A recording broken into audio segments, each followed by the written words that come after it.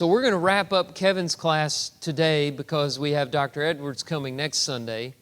And we're talking about hope. And I was in here last week when Kevin was teaching, and he said that he wanted to end the study on what are we hoping for. And so I'm going to do my best to conclude it in that way and talk about our hope. What are we hoping for? And it's very important that we put the content into the hope. Because hope is one of those attitudes, I guess you would say, or emotions that remains ambiguous in our minds for a lot of reasons. We talk about it a lot and we use the word a lot, but it's hard to define, and we need to put the content of the idea into the word. We'll say, well, I hope it will rain. Well, that's not Christian hope, that's wishful thinking. Or, I hope they win the game tomorrow. We don't know what's going to happen. When we talk about hope in that way, that's not what Christian hope is. Christian hope is a certainty that what is desired will happen. It is belief in the promises of God. It's basically faith. It's just a particular kind of faith. It's a forward-looking faith. Hope always has to do with the future, not with what is going on right now.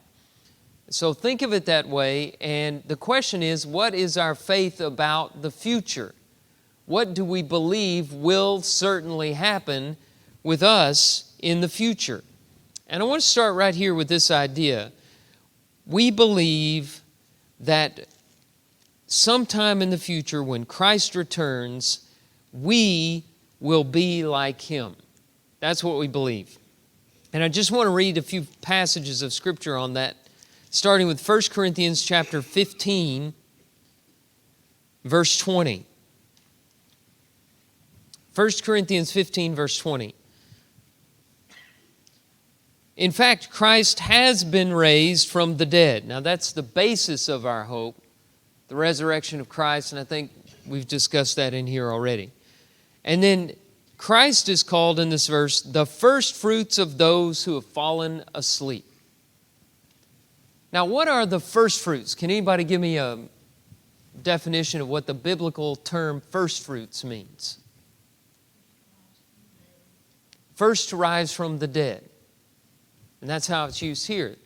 He's talking about resurrection. So first fruits in this connection is first to rise from the dead. Now in the Old Testament, the first fruits were the beginnings of the harvest. The first grains, the first crops that were brought in early in the harvest season. And that was usually a sign of more to come.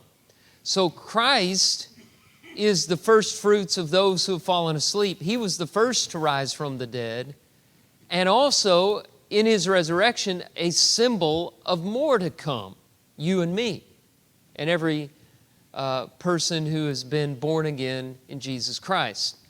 And so that's the meaning there. Since Jesus has been raised from the dead, we, like Him, will rise from the dead. And Paul elaborates on that in verses 45 and following. Let's read those verses in 1 Corinthians 15, 45 and following. Thus, thus it is written, the first man, Adam, became a living being. The last Adam became a life-giving spirit. But it is not the spiritual that is first, but the natural, and then the spiritual. The first man was from the earth, a man of dust. The second man is from heaven. As was the man of dust, so also are those who are of the dust. And as is the man of heaven, so also are those who are of heaven. Just as we have borne the image of the man of dust, we shall also bear the image of the man of heaven.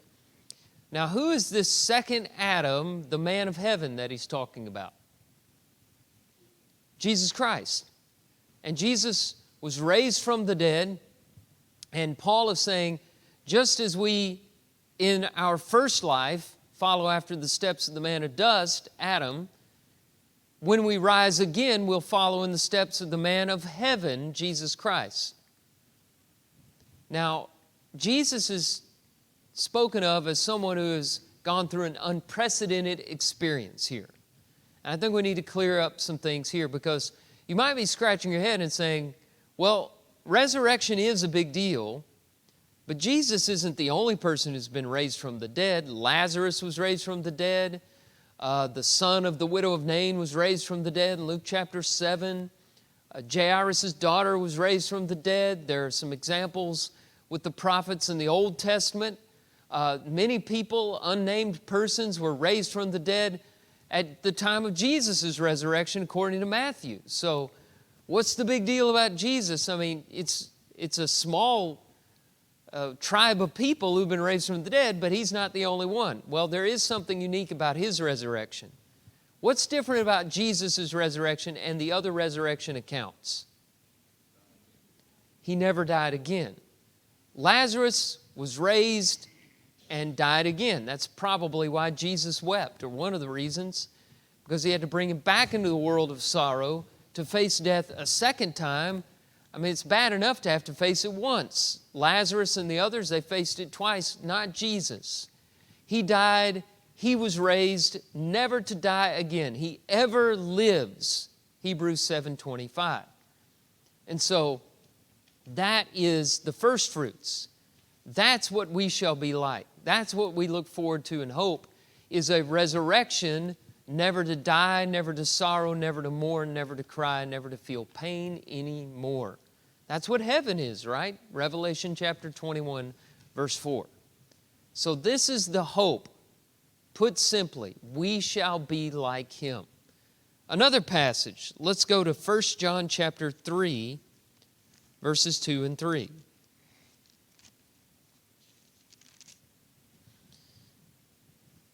Okay, here's 1 John 3, verses 2 and 3.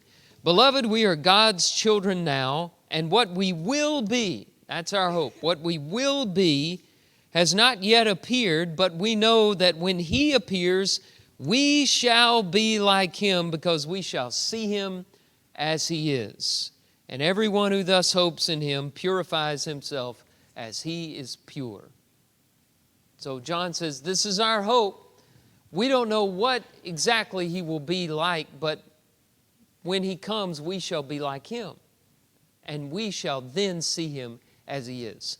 A lot of people have questions. We're going to talk a little bit about what we do know about Jesus' resurrected state and thus ours, but we don't know everything about it. We have more questions than we have answers.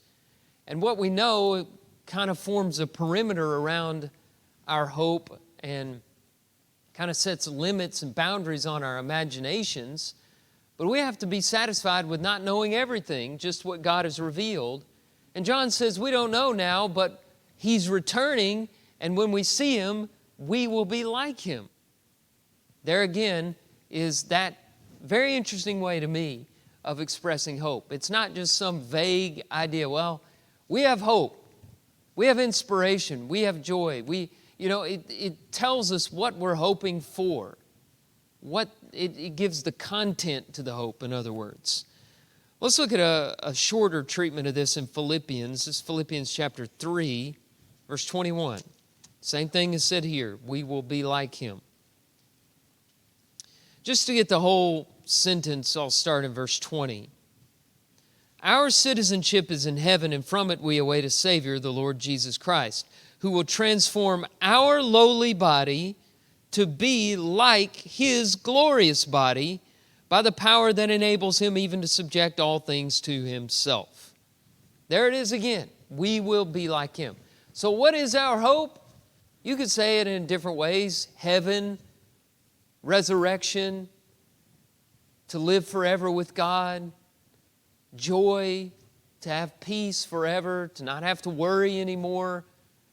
But one way to put it, the way that I'd like for us to think about it this morning is, we shall be like Him, victorious, risen, exalted, reigning, never to die again.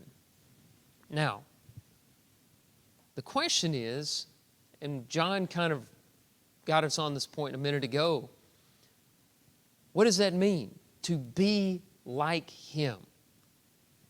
And we don't have all the answers, but we're fortunate enough to have some accounts of the resurrection appearances of Jesus Christ. And it may leave more questions than answers, but if we'll be like Him, we can at least see Him in His resurrected state in a few accounts and make some notes about some things. So I'm just going to go down a list here of what has been told us. And like I said, you can use that to kind of tune in the image, although it's still going to be a little grainy when you look at it. And already we've stated this. His resurrection was unlike the other resurrections because he was raised never to die again. So we can put that on the list. When we will be like him, we will never face death again. That's the first thing. And I've already been over that, so I'm not going to belabor that point. But number two, when Jesus was raised, he still had the appearance somehow of Jesus.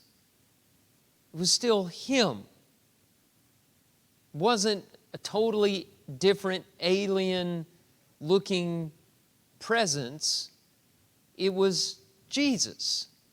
Now, it was different, so stay with me here. I'm not saying the exact same form will come up. But it had the appearance of Jesus. And I'll get to the cases where people didn't recognize him in a moment. So sometimes they recognized him, sometimes they didn't. But there might have been some other things going on there.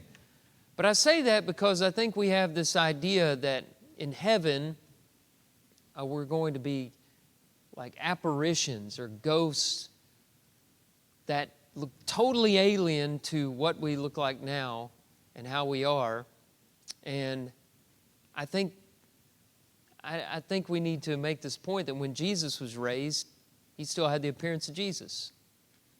I can see Mark out of my peripheral vision. Go ahead, Mark. That's right. Yeah, it was amazing when he appeared to Thomas. He still had the scars. Yet he was risen and he ascended into heaven in that state. And the angel said in Acts 1, as he was raised, so he will return. And so that's an excellent point. He had those scars that Thomas was able to see. It's just remarkable. Yeah. Another amazing thing to me is that the rich man, while in Hades, recognized Abraham. Yeah. That's right. And in that story, we're talking about an intermediary state, right? Because the body and the soul are separate in that, and that's in the Hadean realm, the realm of the spirits. And even there, everyone had enough of an appearance of themselves, they could recognize one another. The rich man recognized Lazarus. Lazarus recognized the rich man. They recognized Abraham, although they'd never met him before. So people they maintain their identities. That's probably the best way that I can put that. Here's another point. It was tangible. Jesus' body was tangible. We just talked about Thomas, who was invited to touch the Lord and to feel the scars in his hands and in his side. There's another passage earlier on in John 20 that's often misunderstood, and that's John chapter 20, verse 17, with Mary Magdalene. Mary was the first to see Jesus, and at first she didn't recognize him. She thought he was the gardener.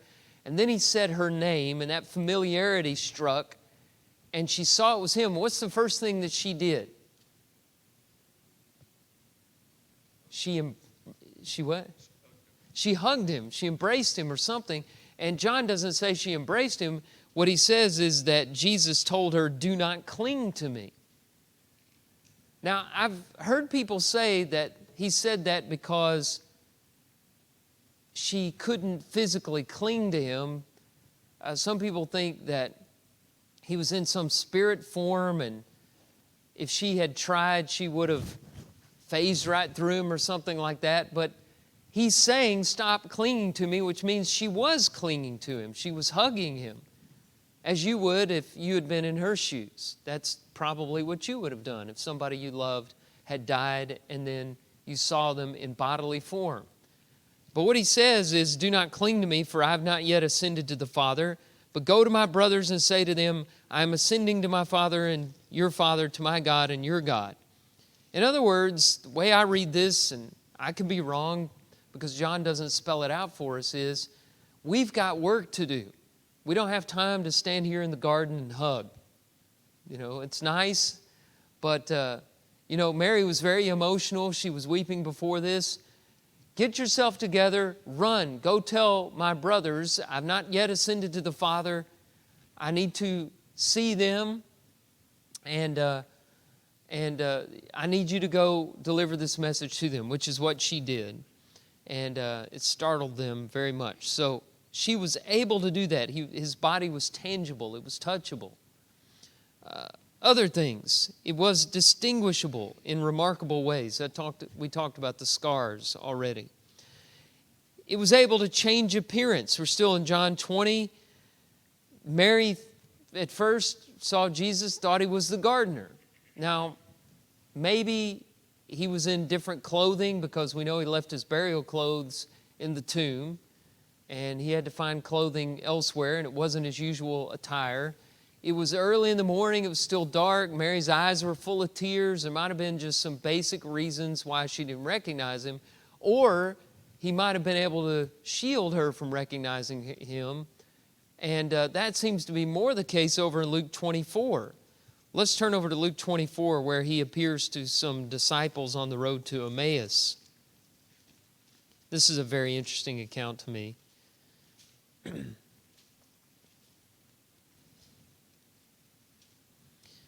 When he appeared to them, verse 16 says, their eyes were kept from recognizing him. Now, was it in their eyes or was it in his appearance? I don't know. Luke just throws that out there. I don't know that Luke totally understood everything. But then they were eating and there was something familiar, and it was kind of like the Mary account. She heard him say her name. Here, there was something about the way he took the bread and blessed and broke it when he was eating with them. Verse 31 says, their eyes were opened and they recognized him, and he vanished from their sight. Now, human bodies don't do that. The bodies we have now don't do that kind of thing. When the disciples were gathered together in an upper room on the day of the resurrection, the doors were locked. John gives us that detail so that we can see with amazement what they saw, and then Jesus appeared in their midst. He just appeared. He phased through the wall or just transported into the room. We don't know what happened. We just know that his body was not obeying the laws of physics the way our bodies have to. That's about all we can say about that. It could change appearance. It could phase through walls. It could transport from one place to the other. It could vanish before their very eyes. It was not a body of this world. And we shall be like him. Now, I don't know any more than that.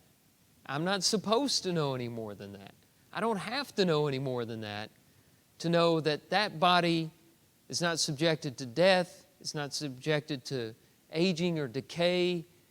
The sorrows of this world no longer cripple these bodies that we hope for and look for in the resurrection. So that's the first thing I want to point out from Jesus' post-resurrection appearances is we will be like him, and that's part of the hope. Now, there's more filled in 1 Corinthians 15. So let's go over to 1 Corinthians 15 because we get a little more information about these bodies there than what we see in just observing Jesus' post-resurrection appearances. And I referred to this a moment ago when Jim brought up the example of the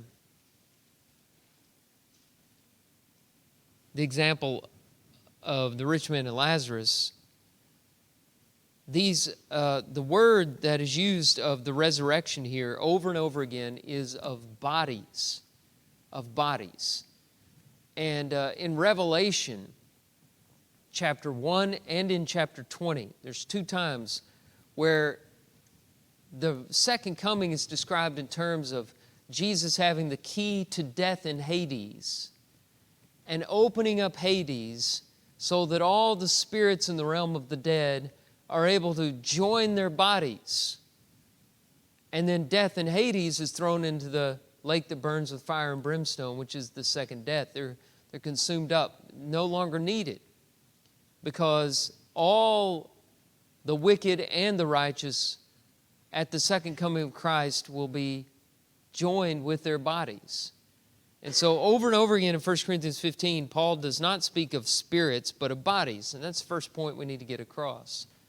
Even though we sing of the resurrection, we talk about the resurrection and read about it in our Bibles, a lot of people's default idea of heaven has to do with some ghostly apparitions floating around in the sky. And that's not a picture that's drawn anywhere in our Bibles. It's a picture of Hades, maybe where the dead is now in terms of the spirit, disembodied spirits, but it's not a picture of heaven at all. Now also, these are personal individual bodies.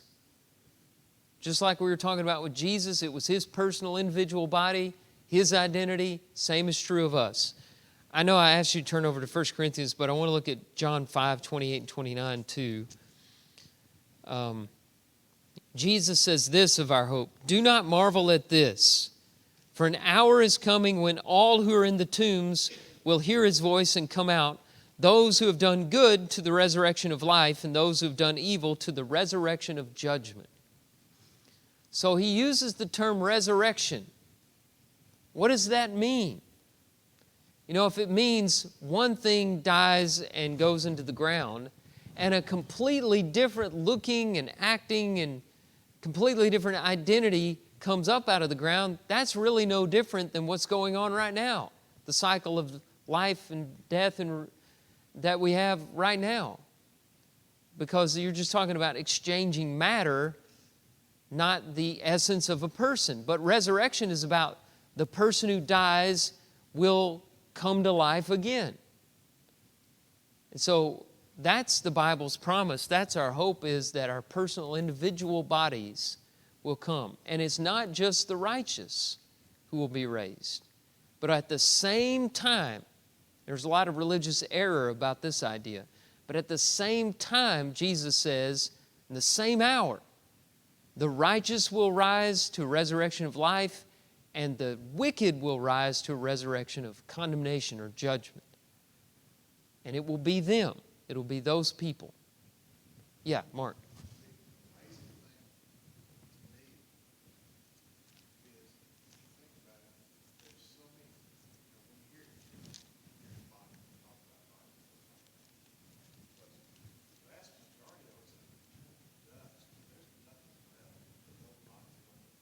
Mm-hmm. Yeah, that's a question that I get a lot, and I'm sure a lot of people think about that, and people ask questions about cremation or folks who have been lost at sea. I got asked a question one time about, what about a person who was eaten by a cannibal? And they were being totally serious, and I said, well, I haven't thought about that one before, but I think God can work that out. And I've read treatments on this, about how the dust can form us again and how God can do that. And one person, I thought this was a really interesting way to put it, said the entire physical kit of our bodies changes every 7 years.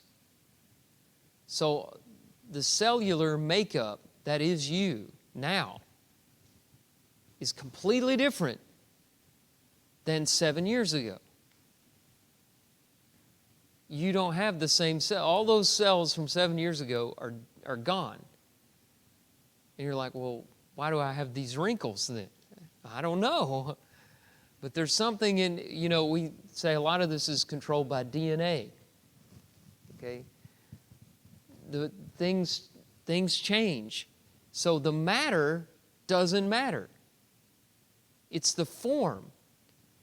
And another comparison I read one time said it's like water going over in a waterfall. If you go visit, when I was 21, 22 years old, I went and saw the Yellowstone Falls. One of the most majestic things I've ever seen. And if I went back today, it would look the same that it did then. It'll have the same form. I could take a picture that it took then and hold it up next to what I'm seeing. but it's not the same water going over the fall, is it? But the form is maintained, and that's an illustration of what God can do.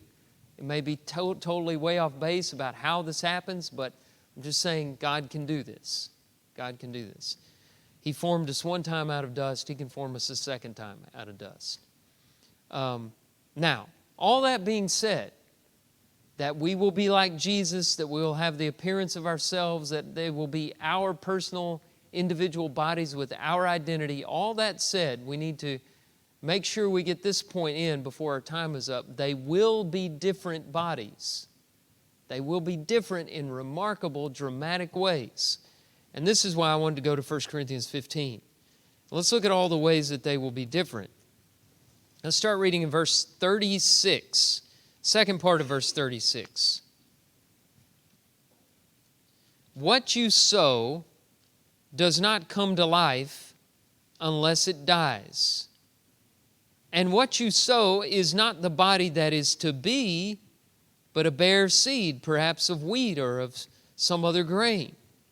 But God gives it a body as He has chosen, and to each kind of seed is its own body. And this is an interesting analogy of the seed and the fruit, because the seed doesn't look like the plant that comes from it. And so your body now is the seed of your body that will be, but these are two different bodies, very different bodies. Now, verse 39, he goes to some other illustrations. Not all flesh is the same, but there is one kind for humans, another for animals, another for birds, and another for fish. There are heavenly bodies and earthly bodies, but the glory of the heavenly is of one kind, and the glory of the earthly is of another. He says there is one glory of the sun, and another glory of the moon, and another glory of the stars, for star differs from star in glory. So it is with the resurrection of the dead. The basic idea there is the body that is to be is very different from the body that is. But from the resurrection accounts of Jesus, we can say that does not mean it is just a ghostly spirit. It does not mean that it will not be tangible in some way. It does not mean that it will cease to have the identity of us, of me. It does not mean those things, but what does it mean? Well, Paul gives us a little information here, and he tells us 4 ways. Number 1, verse 42, it will be imperishable. What is sown is perishable. What is raised is imperishable. That's easy enough to understand. We've been saying over and over again, the resurrected body will never die. Number 2, it has glory. Verse 43, it is sown in dishonor, it is raised in glory. Life on earth is full of indignity. And if you don't know that yet, when you get sick, when you struggle with physical illnesses and things like that, you'll learn there's a lot of indignity involved in these bodies. A friend of mine was very sick with cancer one time, and he'd never been through all that stuff before. And they were running tests on him and doing all kinds of work on him, and they basically just had him on a table completely naked. He was lying there, and he was very embarrassed. And, doctors and nurses weren't looking at a person. They were just looking at a machine here. They were just working on him, trying to save his life. And they were working on, over the course of time, he asked one nurse, he said, "What about my dignity?" And she said, "We put it in a paper sack and left it outside the door. You can pick it up on your way out." And he said, "Okay." You just followed orders. But that's how life is now. But that dishonor that is sown will yield in the resurrection glory. There won't be any of that dishonor of growing old, of your body changing in unfortunate ways, of the sickness and weaknesses and not being able to do the things that you used to do. All of that will change. Number 3, power. Verse 43, it is sown in weakness, it is raised in power. So that goes along with some of the things we were already talking about. Limitations that we suffer now in the physical realm will not be suffered in heaven. And then finally, and I'll dwell on this a little bit longer, it will be spiritual. Verse 44, it is sown a natural body, it is raised a spiritual body. If there is a natural body, Paul says, there is also a spiritual body. Now, what does the phrase spiritual body mean? It's an oxymoron, right? Because we usually make those polar opposites. You have the spirit and you have the body. And Paul takes them and puts them together. In the resurrection, it'll be a spiritual body. What in the world does that mean? And we really don't know. We can talk about it and have some ideas. One idea that I read that has some biblical backing is that it will be a spirit-animated body versus, an organically animated body today. So our bodies are animated biologically, right? We need food, we need water, we need oxygen. Our blood needs to course through our veins. We need all of these things to keep us going. It's organic processes that keep us animated and living and going, and they break down over time. They work for a while, but they eventually fail us. But the body of the resurrection is spirit animated. Now, I don't have time to go over there and read it, but in Romans 8:11, the Holy Spirit is the catalyst for resurrection. The Spirit who raised Jesus from the dead will raise our bodies from the dead. And maybe it means our bodies will be living and animated through the Spirit of God. Maybe that's what a spiritual body is. I'm not sure what it means. But again, you go back, it doesn't mean that you're a ghost, because those who are now dead in Hades, they're already spirits. This isn't just spirits, this is spiritual bodies. So I don't know what all that means. Yeah, Mark. I think this goes back to the garden when God's talking and saying, the tree of life is involved. Mm-hmm. You've got to get man out before he gets to the tree of life and becomes like us. Yeah. Well, I think it has a lot to do with restoring the original order. What we're talking about is what God had planned for us in the beginning. He didn't plan for us to die and suffer and go through the earth the way we're going through it now. But He planned for us a garden and for life with Him, and we rejected Him. And so through Christ, He's building this hope of it all coming back together again, but it will be different because you just have a garden in Genesis, but in Revelation you have the garden combined with the city. And so it's like the best of man is brought together with God in this city where we dwell with Him forever. I want to say one more thing before time is up. This hope needs to mean something in this life. Peter has this phrase in 1 Peter chapter 1, verse 3, a living hope. Now again, we need to make that mean something. What does it mean? Because a lot of times, living hope, that means we're happy. Well, it means more than that. What it means is your hope matters in this life. It's not a dead hope. It's a hope that's active and practical. And there are many examples we could give, but I'll go back to one we've already read from 1 John. Let's look at 1 John 3, 2 and 3 one more time as we close this idea about hope. And here's what he says. Beloved, we are God's children now, and what we will be has not yet appeared. But we know that when He appears, we shall be like Him because we shall see Him as He is. We've been talking about verse 2 the whole class hour. But what does verse 3 say? Verse 3 is about making that hope live in your heart today. And everyone who thus hopes in Him purifies himself as He is pure. The idea is, let's get a jump start on this hope. Let's go ahead and do what we can do so that God can complete it in the end. Let's start, if God is going to make us like Christ in every way in the resurrection, let's do what we can to be like Christ now as we look forward to that. And in that sense, we wait for and we hasten the coming of the Lord. We show the world that we believe Jesus is coming back and making us like Him by doing our part in every way we can to be like Him now, in holiness and purity, in peace, in joy, and in love. That's what living hope is. Okay, that's where I was going to stop. Anybody, did you want to add something? You know, one of the amazing powers involved in the body, the living body, the raised body, is that man thinks he knows everything there is in life to know, and he's so proud of himself. Mm-hmm. Yet here is God in his magnificent power, who has that withdrawn from man, that man will never know and understand until that time. Mm-hmm. That's one of the, it remains and always will remain a mystery to us.